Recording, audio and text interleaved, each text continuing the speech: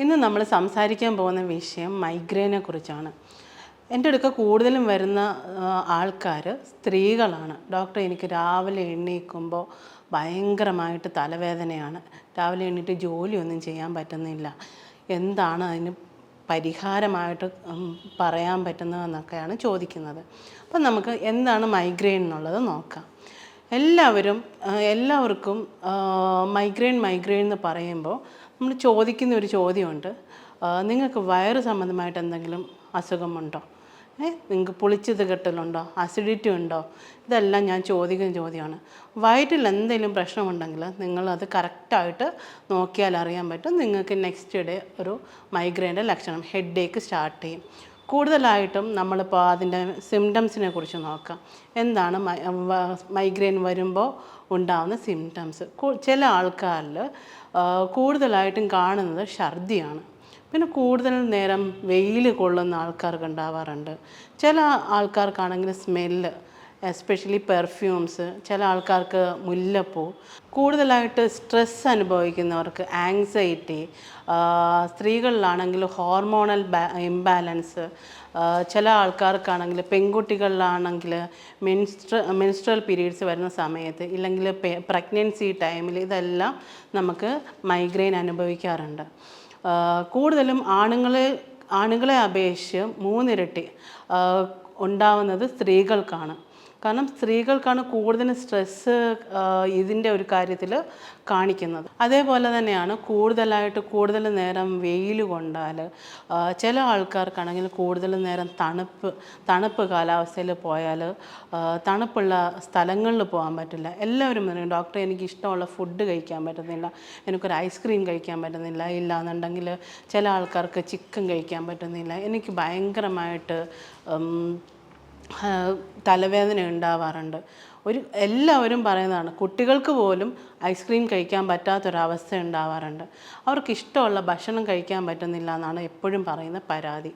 അപ്പോൾ മൈഗ്രെയിൻ ഉള്ള ആൾക്കാർക്ക് പറയുകയാണെങ്കിൽ നമുക്ക് ഗട്ടും ബ്രെയിനും തമ്മിലൊരു കണക്ഷൻ ഉണ്ട്. ഈ ഗട്ട് ബ്രെയിൻ ആക്സസ് കറക്റ്റ് അല്ലെങ്കിൽ നമുക്ക് മൈഗ്രെയിൻ ഉണ്ടാവാനുള്ള ചാൻസസ് വളരെ കൂടുതലാണ്. ഇത് മെയിൻലി മൈഗ്രെയിൻ ഉണ്ടാവാനുള്ള കാരണം എന്ന് പറഞ്ഞാൽ നമ്മളുടെ തലയിലേക്ക് പോകുന്ന ട്രൈജമിനൽ നെർവ് എന്ന് പറയുന്നത് നെർവ് ഉണ്ട്.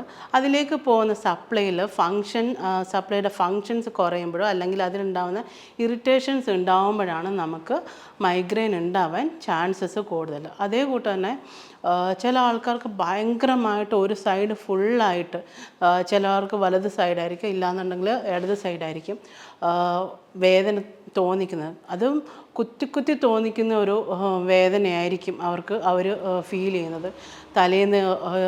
തലയിലൊക്കെ തോർത്തൊക്കെ വരിഞ്ഞ് മുറുക്കി കെട്ടി വെക്കുന്ന ഒരു അവസ്ഥ വരെ ചിലവർക്ക് ഉണ്ടാവാറുണ്ട്.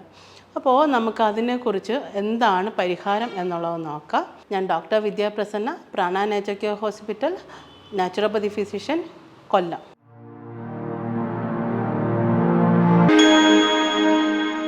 മൈഗ്രെയിൻ നിങ്ങൾക്ക് എന്തൊക്കെ കൊണ്ടുവരാം? ഒന്ന്, നിങ്ങൾക്ക് പ്രോപ്പറായിട്ട് ഉറക്കമില്ലായ്മ കൊണ്ട് വരാം. അതേ കൂട്ട് തന്നെ മതിയായിട്ടുള്ള ശരിക്കുള്ള വെള്ളം കൂടി കുറഞ്ഞാലും, ഡീഹൈഡ്രേഷൻ ഉണ്ടായാലും നമുക്ക് മൈഗ്രെയിൻ ഉണ്ടാവാനുള്ള ചാൻസസ് ഉണ്ടാകുന്നുണ്ട്.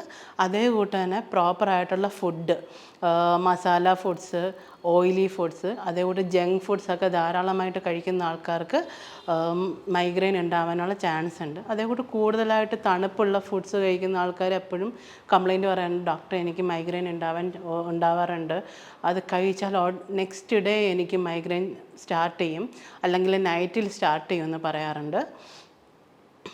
അതേപോലെ തന്നെ കൂടുതലായിട്ട് സ്ട്രെസ്സ്, ആങ്സൈറ്റി അങ്ങനെയുള്ള ആൾക്കാർക്കെല്ലാം മൈഗ്രെയിൻ ഉണ്ടാവാനുള്ള ചാൻസസ് വളരെ കൂടുതലാണ്. പിന്നെ അതേ കൂട്ട് തന്നെ ന്യൂറോളജിക്കൽ ഡിസോർഡേഴ്സ് ഉണ്ടാകുന്നവർക്കും മൈഗ്രെയിൻ ഉണ്ടാകാനുള്ള ചാൻസസ് വളരെ കൂടുതലാണ്. മൈഗ്രെയിനിൽ ന്യൂറോളജിക്കൽ ഡിസോർഡേഴ്സിൽ വരുമ്പോൾ നമുക്ക് കണ്ണിന് കാഴ്ച മങ്ങലുണ്ടാവാറുണ്ട്. ചില ആൾക്കാർക്കാണെങ്കിൽ മന്തിപ്പ് കൂട്ട് വരാറുണ്ട്. നമുക്കൊന്നും ഒരു ക്ലിയറില്ലായ്മയായിട്ടാണ് അത് മന്തിപ്പ് എന്ന് പറയുമ്പം തോന്നുന്നത്. അതേ കൂട്ട് തന്നെ ചില ആൾക്കാർക്ക് സംസാരിക്കുമ്പോൾ കറക്റ്റായിട്ടൊരു സംസാരിക്കാൻ പറ്റുന്നത്, നമ്മൾ പറയും നമുക്ക് നാവ് കുഴഞ്ഞു പോകുന്ന കൂട്ടുള്ള രീതിക്കൊക്കെ മൈഗ്രെയിനിൽ നമുക്ക് വരാറുണ്ട്. സോ ഇതിനൊരു പരിഹാര മാർഗം എങ്ങനെ ഇതിനെ അവോയ്ഡ് ചെയ്യാം, ഈ ഒരു മൈഗ്രെയിനിൽ നിന്ന് എങ്ങനെ രക്ഷപ്പെടാം, മാക്സിമം നമുക്ക് വീട്ടിൽ നിന്ന് തന്നെ നമ്മുടെ ലൈഫ് സ്റ്റൈൽ ചേഞ്ച് ചെയ്താൽ തന്നെ നമുക്കൊരു പരിഹാരം ഉണ്ടാവും. ഒന്ന്, നമ്മുടെ ഭക്ഷണ രീതി ശരിയാക്കാം. ഫസ്റ്റ് നമ്മുടെ ആഹാര രീതിയിൽ ശ്രദ്ധിക്കേണ്ടതെന്ന് പറഞ്ഞു കഴിഞ്ഞാൽ കൂടുതലും പുളിപ്പുള്ളതും അസിഡിക്കായിട്ടുള്ള ഫുഡ്സ് അവോയ്ഡ് ചെയ്യുക. അതേപോലെ തന്നെ കൂടുതലായിട്ട് ധാരാളം വെള്ളം കുടിക്കുക. അതേപോലെ തന്നെ ധാരാളം ജലാംശമുള്ള ഫ്രൂട്ട്സ്, വെജിറ്റബിൾസ് ഇതെല്ലാം കഴിക്കുക. പ്രീബയോട്ടിക് ആൻഡ് പ്രോബയോട്ടിക് ഫുഡ്സ് നിങ്ങളുടെ ആഹാരത്തിൽ ആഡ് ചെയ്യുക. ഇഞ്ചി, വെളുത്തുള്ളി, അതേപോലെ തന്നെ തേൻ, ഇതെല്ലാം ആഡ് ചെയ്യുന്നത് നല്ലതാണ്.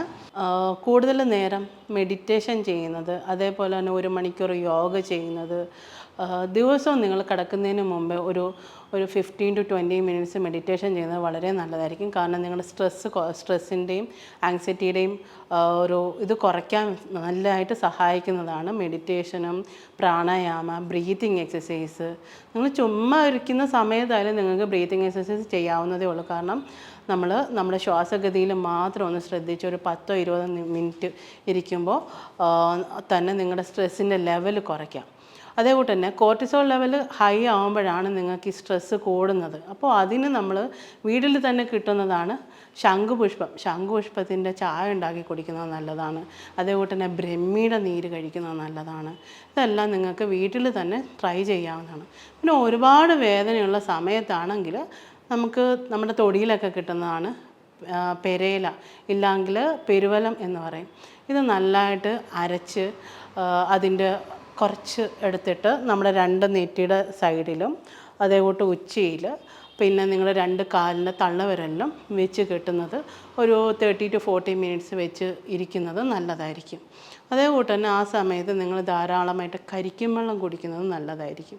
കരിക്കും വെള്ളം കുടിക്കുമ്പോൾ നിങ്ങളുടെ ഡീഹൈഡ്രേഷൻ കുറയ്ക്കാൻ ഏറ്റവും നല്ലതാണ്. അതേപോലെ കൂടുതലും ഷുഗർ ഫുഡ് അവോയ്ഡ് ചെയ്യുന്നത് നല്ലതാണ്.